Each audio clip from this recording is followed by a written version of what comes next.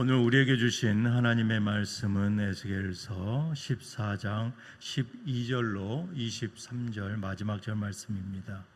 에스겔서 14장 12절로 23절입니다. 다 찾으셨으면 한 절씩 교독하겠습니다. 제가 먼저 12절을 봉독해 드리겠습니다. 여호와의 말씀이 또 내게 임하여 이르시되 인자야 가령 어떤 나라가 불법을 행하여 내게 범죄함으로 내가 손을 그 위에 펴서 그 의지하는 음식을 끊어 기근을 내려 사람과 짐승을 그 나라에서 끊는다 하자.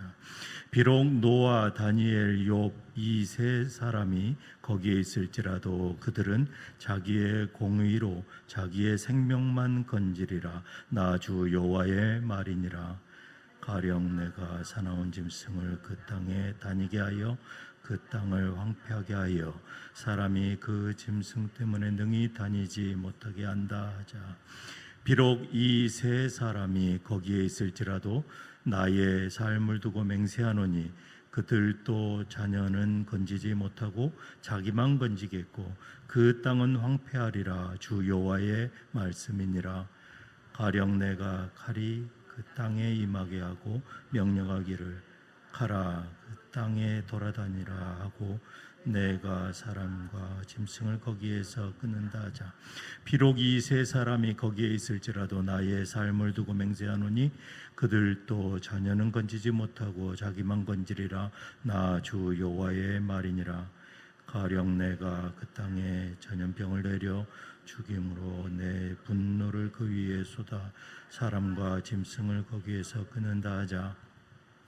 비록 노아, 다니엘, 욥이 거기에 있을지라도 나의 삶을 두고 맹세하노니 그들도 자녀는 건지지 못하고 자기의 공의로 자기의 생명만 건지리라. 주 여호와의 말씀이니라. 주 여호와께서 이같이 이르시되 내가 나의 네 가지 중한 벌 곧 칼과 기근과 사나운 짐승과 전염병을 예루살렘에 함께 내려 사람과 짐승을 그 중에서 끊으리니 그 해가 더욱 심하지 아니하겠느냐. 그러나 그 가운데에 피하는 자가 남아 있어 끌려 나오리니 곧 자녀들이라. 그들이 너희에게로 나아오리니 너희가 그 행동과 소행을 보면 내가 예루살렘에 내린 재앙 곧 그 내린 모든 일에 대하여 너희가 위로를 받을 것이라. 너희가 그 행동과 소행을 볼 때에 그들에 의해 위로를 받고 내가 예루살렘에서 행한 모든 일이 이유 없이 한 것이 아닌 줄을 알리라. 주 여호와의 말씀이니라. 아멘. 저는 오늘 본문 말씀을 가지고 구원의 소망 십자가라는 제목으로 은혜를 나누기를 원합니다. 오늘 우리는 이 에스겔 14장 12절로 23절 말씀을 통해서 죄악이 만연한 세상을 향한 이 하나님의 단호한 경고인 동시에 이 절망 속에서 구원의 소망을 발견하게 하는 그러한 놀라운 은혜의 말씀을 나누기를 원합니다.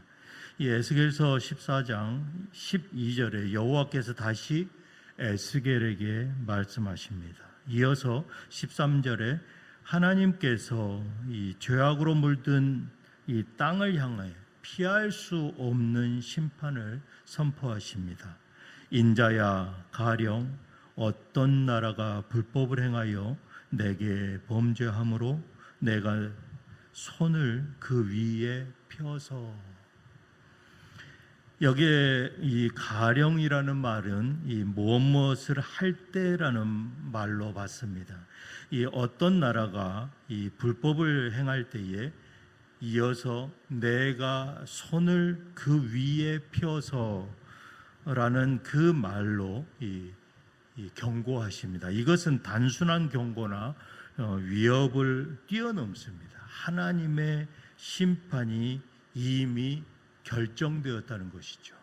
그 위에 펴서 그 땅 위에 만연한 그 이 죄악이 세상에 만연한 그곳에 이 하나님의 손이, 여호와의 손이, 심판의 손이 그 위에 펴졌다라는 것입니다. 그 뜻은 종국엔 그들을 공격하고 심판하신다라는 말씀이십니다. 이 말씀을 다시 한번 번역하면, 사람의 아들아, 만약에 어떤 나라가 내게 신실하지 못하여 내게 죄를 지으면 내가 그들을 대적할 것이다. 내가 그들을 심판할 것이다 라는 것이죠. 하나님께서는 구체적으로 4가지의 심판을 말씀하십니다. 칼과 기근과 사나운 짐승, 그리고 마지막으로 전염병으로 심판하시겠다고 말씀하십니다. 이 4가지 심판은 각각의 특별한 그러한 의미를 지니고 있습니다. 첫 번째로 이 칼은 전쟁, 내란, 그리고 사회적인 폭력을 상징합니다. 이는 인간이 스스로 구축했다고 믿었던 그러한 안전한 그러한 울타리를 다 무너뜨려 버린다는 것이죠. 그리고 서로를 향한 불신과 폭력이 이 종국엔 피를 흘리게 한다라는 그러한 참혹한 심판인 것입니다. 그리고 두 번째로 기근은 어떤 의미냐면, 하나님께서 생명의 근원인 그 양식을 거두신다는 심판입니다. 물질적으로 풍요로움이 다 사라져 버린다는 것이죠. 생명 자체가 위협을 받고 고통을 받고 인간의 탐욕과 교만이 헛되다라는 것을 종국엔 깨닫게 하시겠다라는 겁니다.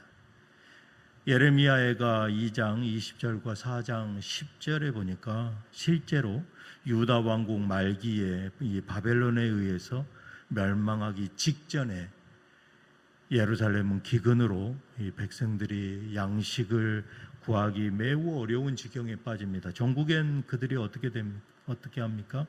부모가 자녀를 삶아 먹습니다. 이러한 참극이 벌어지는 일을 이 종국엔 저지르게 된다라는 것이죠.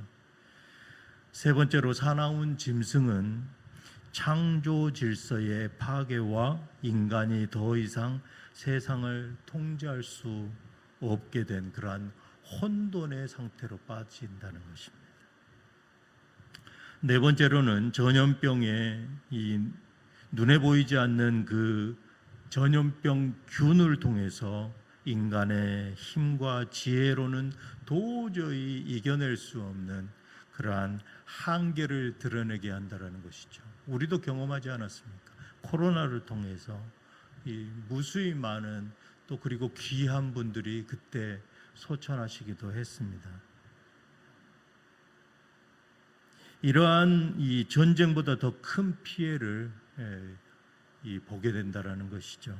이러한 4가지 재앙은 단순한 자연재해가 아니라 인간 삶의 모든 영역, 이 안보나 경제나 사회 질서, 종국의 건강까지도 이 모두 심판하신다라는 그러한 상징적인 의미를 보여주고 있습니다. 그러나 이 말씀에서 더욱 우리는 두렵게 하는 것이 있습니다. 그것이 무엇이냐?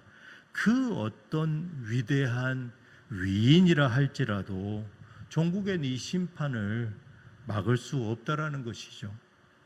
하나님께서는 단호하게 반복해서 말씀하십니다. 14절, 16절, 18절, 20절에 비록 노아, 다니엘, 욥 이 3사람이 거기에 있을지라도 그들은 자기의 공의로 자기의 생명만 건지리라.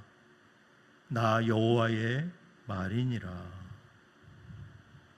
창세기 6장 9절에 노아를 뭐라고 평가합니까? 온 세상이 죄악으로 가득했던 홍수 심판 속에서도 노아는 의인이요 당대의 완전한 자라라고 평가합니다. 다니엘은 또 어떻습니까? 포로 생활 중에 이 느부갓네살 왕의 꿈을 해석하고 날마다 하나님께 예배하며 이방신을 섬기지 않았습니다. 사자굴 속에서도 그 믿음을 버리지 않는 그 믿음, 이방 땅 이 바벨론의 온갖 위협과 회유 속에서도 끝까지 믿음의 절개를 지킨 사람. 욥은 또 어떻습니까? 아무런 이유도 알 수 없는 그러한 극심한 고난, 자녀들을 다 뺏어가고 물질을 다 뺏어가고, 그런데도 그는 한 번도 하나님을 원망하지 않습니다. 자신의 결박함을 지켰고 순전한 그러한 믿음의 의인에 속하는 분이죠. 그러한 분들도 비록 노아, 다니엘, 욥 이 세 사람이 거기에 있을지라도, 우리가 그들을 의지할지라도 자기의 공의로 자기의 생명만 건진다라는 것입니다. 최후의 심판의 그때에 이 위대한 믿음의 조상들, 그러한 선조들을 우리가 의지하고 그들을 따라도 그들은 종국엔 자기의 생명만 건질 뿐이다라고 말씀하고 있습니다. 자녀나 다른 누구도 구원할 수 없다라는 것이죠. 그들의 의로움은 개인의 구원의 열매일 뿐이다라고 말씀하고 있습니다. 이 말씀은 누군가의 의를 통해서 우리가 구원받을 수 없다라는 것입니다. 이 믿음이 좋은 부모님, 또 각종 훌륭한 프로그램을 많이 하는 그러한 교회, 그러한 교회 출신이어도, 그러한 믿음의 가문의 출신이어도 결코 나의 구원을 보장해 줄 수는 없다라는 것이죠. 이 구원의 문제가 오직 각 개인의 이 하나님 앞에 홀로서는 그러한 지극히 개인적인 심판의 문제다라는 것입니다. 오늘 본문의 24, 16, 18, 20절에 반복해서 말씀하신 그들은 자기의 공의로 자기의 생명만 건질 뿐이다라는 것이죠. 개인의 책임, 그리고 구원의 유일한 길을 강조하고 있는 것입니다. 이 선택받은 이스라엘 백성들도 종국엔 이 심판을 피하지 못한다라는 것이죠. 이 백성들은 선민 사상에 젖어서 살았습니다. 하지만 구원 앞에서는, 구원의 문제만큼은 이 하나님 앞에서 자유할 수 없었던 것입니다. 구원은 어떻습니까? 혈통이나 또 속한 공동체, 그리고 기도 생활을 많이 하시고 예배를 아주 충성적으로 이렇게 섬기신 그러한 부모님의 신앙, 이것들은 상속되지 않는 것입니다. 우리는 종종 그렇습니다. 우리 교회는 믿음이 아주 좋아요. 나는 그 교회 출신이에요. 저는 몇 대째 믿음의 가문에서 태어났고 모태신앙입니다. 이러한 신앙의 이력은 하나님 앞에서는 아무런 소용이 없다라는 것이죠. 구원의 문제와는 전혀 상관이 없습니다. 우리는 최후의 날 각자 자신의 믿음과 자신의 살아온 삶을 짊어지고 하나님 앞에 서야 합니다. 저는 어려서 그러한 이 든든한 백이 있었습니다. 이 새벽 예배 빠지시지 않는 부모님, 내가 쌓아놓은 기도가 얼마나 많은데 너희 자녀들은 다 잘 될 거야 라는 말을 귀가 닳도록 듣고 자랐습니다. 하지만 심판대 앞에서는 그렇지가 않다라는 것이죠. 구원은 오직 한 길뿐입니다. 유일한 구원의 소망은 노아도 다니엘도 욥도 아니다라는 것입니다. 구원의 한 길, 오직 한 길은 바로 예수 그리스도십니다. 예수님은 단지 의로운 분이 아닙니다. 우리의 죄를 대신하여 십자가에 달리신 그러한 유일한 참 중보자. 이 세상 어디 그 누구도 나를 대신해서 죽을 수는 없습니다. 그러나 죄 없으신 하나님이신 예수님이 나의 죄값을 치르기 위해서 십자가의 구원 사역을 이루셨습니다. 이제 말씀을 맺겠습니다. 하나님의 무서운 심판의 목적은 완전한 파괴와 멸망에 있지 않음을 보여주고 있습니다. 22절, 23절을 현대인의 성경으로 읽어드리겠습니다. 그러나 그 가운데 일부 살아남은 자들이 거기서 끌려 나올 것이다. 그들이 너희에게 오는 것을 보면 내가 예루살렘에 내린 그 모든 재앙에 대하여 너희가 위로를 받을 것이다.